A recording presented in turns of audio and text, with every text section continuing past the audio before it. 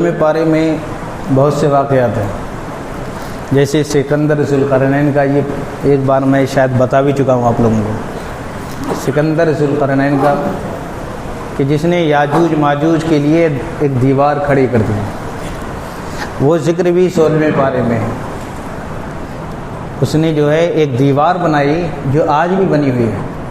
یاجوج ماجوج یہ حضرت نوح علیہ السلام کے بیٹے یافس بن نوح کی اولادوں میں سے ہیں۔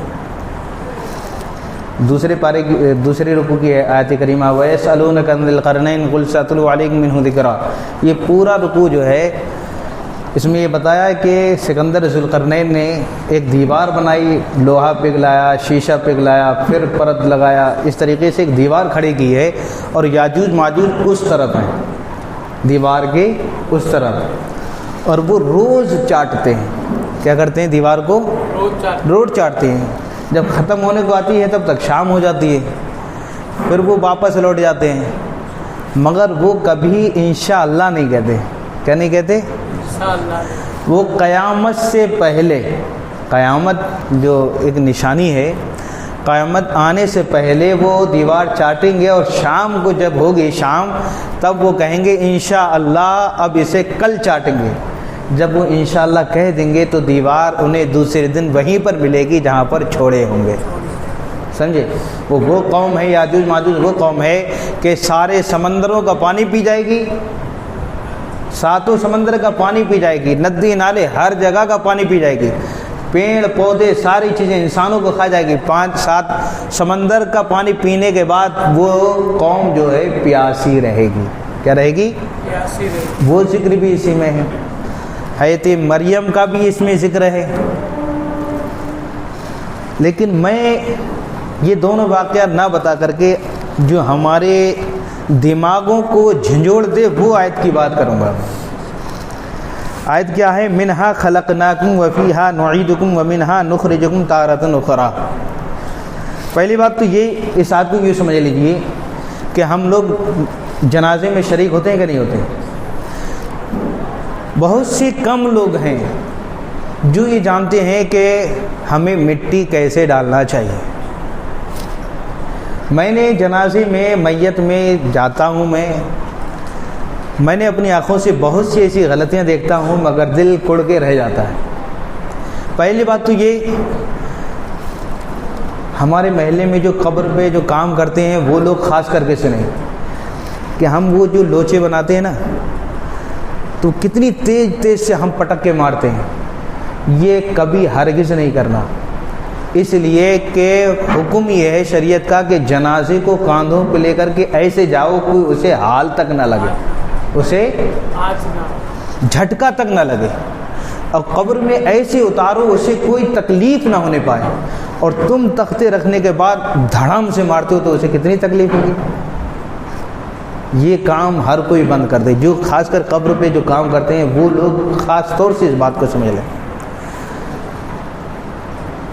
دوسری بات، یہ قبر کی ہی تعلق سے بات ہے اس لیے بات میں چھیڑ رہا ہوں۔ دوسری بات یہ کہ اذان دینے کے بعد گھر والوں میں سے ایک آدمی ضرور اتنی دیر تک قبر پر بیٹھا رہے جتنی دیر میں ایک اونٹ ذبح کیا جائے، اسے بوٹی کی جائے، پھر اسے بانٹا جائے، اس میں کتنی دیر لگے گی؟ مان لو 1 گھنٹہ، 1.5 گھنٹہ، کم سے کم 1 گھنٹہ مانو تو اذان کے بعد 1 گھنٹہ قبر پر گھر والوں میں سے کسی ایک کو رہنا ضروری ہے۔ وہ گھڑی ہوتی ہے کہ اس وقت تمہاری میت کو تمہاری بہت ہی زیادہ سخت ضرورت ہوتی ہے، اس کو کہتے ہیں تلقین۔ تلقین کیا چیز ہے؟ کہ بیٹھو اور کہو اے فلاں، جو تمہارا مرحوم ہے نام لو، کہ کہے تو زمین میں جب زمین کے اوپر تھا تو کہتا تھا کہ میرا رب اللہ ہے۔ کیا ہے؟ میرا دین اسلام ہے، اور حضرت محمد مصطفیٰ صلی اللہ تعالیٰ علیہ وسلم کا میں کلمہ پڑھنے والا ہوں، میں ان پر اپنی جان نچھاور کرتا ہوں۔ اس طریقے کی تلقین کرے اور وہاں پر بیٹھ کر کے دعا و استغفار کرے، اس کے لیے دعائیں مانگے، قرآن کی تلاوت کرے۔ اگر وہ ایسا کرتا ہے تو اس کے مرحوم کے لیے بہت سی سہولتیں مل جاتی ہیں۔ قبر کے سوالوں کے جوابوں میں اسے آسانیاں ملتی ہیں اور شیطان اپنا داؤ نہیں چل پاتا ہے۔ یہ بات ہو گئی۔ دوسری بات، منہا خلقناکم، تم نے اپنے مرحومین کی قبروں پہ جا کر کے جب میت ہوتی ہے مٹی ڈالتے ہیں تو بہت سے لوگوں نے ایسا دیکھا ہوگا کہ لوگ جو ہے نا اتنی سی مٹی ایک ہاتھ سے اٹھائیں گے اور ایسے ڈال دیتے ہیں جیسے بہت بڑا احسان کر رہے ہیں۔ اچھا یہ میں جو کہہ رہا ہوں صحیح کہہ رہا ہوں یا غلط کہہ رہا ہوں؟ صحیح بات ہے کہ نہیں؟ صحیح بات کہ ایک ہاتھ سے مٹھی اٹھائیں گے اور یوں پھینک دیں گے۔ ارے کوئی احسان نہیں کر رہے ہو، احسان نہیں کر رہے ہو، بلکہ تم جو ہے اپنا حق ادا کر رہے ہو، اور اس حق ادا کرنے میں ہمارا ہی فائدہ ہے۔ جب مومن بندہ کسی مومن بندی کی نماز جنازہ میں شریک ہوتا ہے تو اللہ رب العزت اسے ایک قیرات کا ثواب عطا فرماتا ہے۔ کتنا؟ ایک قیرات، اور ایک قیرات کیا ہے؟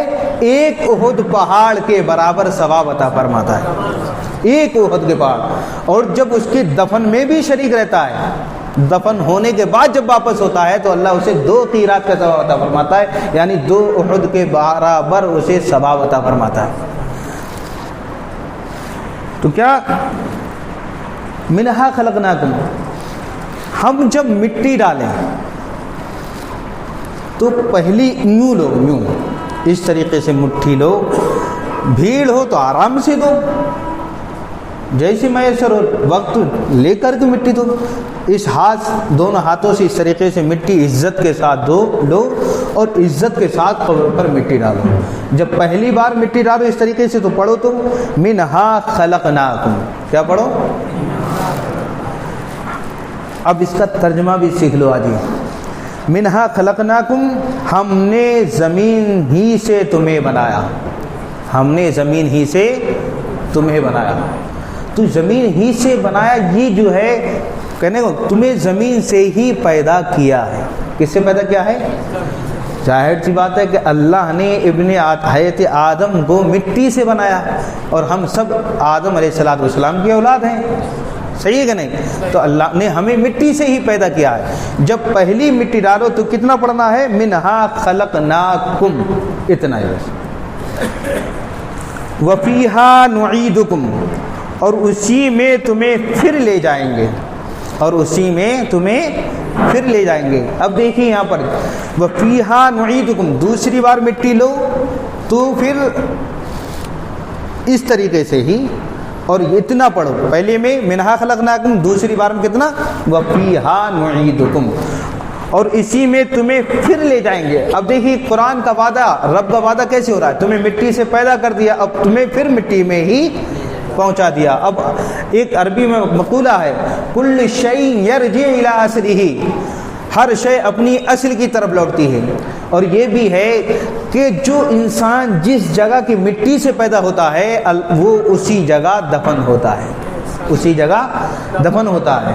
بعض دفعہ میں ایک مثال دیتا ہوں کہ بعض انسان ایسے ہوتے ہیں جن کا ایک ہاتھ پہلے کٹ جاتا ہے، وہ ایک ہاتھ سے رہتے ہیں، ان کا ہاتھ کہیں دوسری جگہ دفن ہوتا ہے اور ان کا جسم ان کے مرنے کے بعد کہیں دوسری جگہ دفن ہوتا ہے۔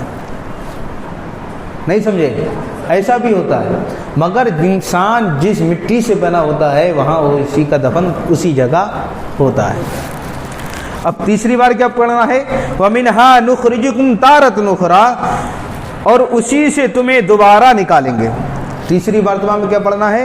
وَمِنْهَا نُخْرِجُكُمْ تَارَةً أُخْرَىٰ، وَمِنْهَا نُخْرِجُكُمْ تَارَةً أُخْرَىٰ، یہ تیسری مرتبہ، تینوں مرتبہ ہو گئی۔ عزت کے ساتھ مٹی ہاتھوں میں اٹھاؤ اور عزت کے ساتھ قبر میں مٹی ڈالو، اور تینوں بار تین طریقے سے یہ پڑھنا ہے۔ منہا خلقناکم وفیہا نعیدکم ومنہا نخرجکم تارۃ اخری، اب اور اسی سے تمہیں دوبارہ نکالیں گے، یعنی قیامت کی بات ہو گئی ہے۔ کس کی بات ہو گئی؟ قیامت کی بات ہو گئی۔ تمہیں پہلے پیدا کر دیا، پھر تمہیں مٹی میں پہنچا دیا، اور قیامت کے دن تمہیں پھر اسی مٹی سے اللہ رب العزت اٹھائے گا، جس کو ہم ایمان مجمل میں بھی اس کو بات کرتے ہیں۔